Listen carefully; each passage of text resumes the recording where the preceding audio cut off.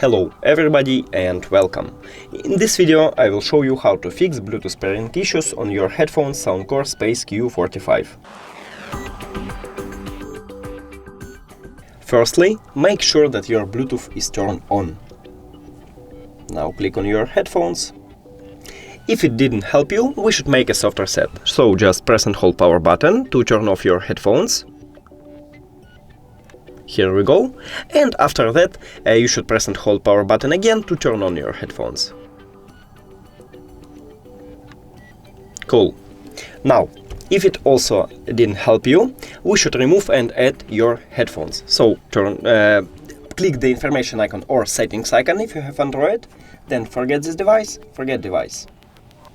Now, it entered to pairing mode automatically, as you can see, so we can add them. Connect them. So click here. Here we go.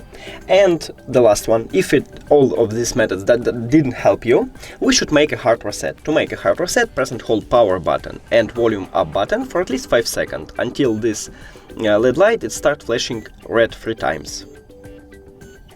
Here we go. Now click the information icon or settings icon. Then forget this device, forget device. And now we should add it again. Click on it. And that's it.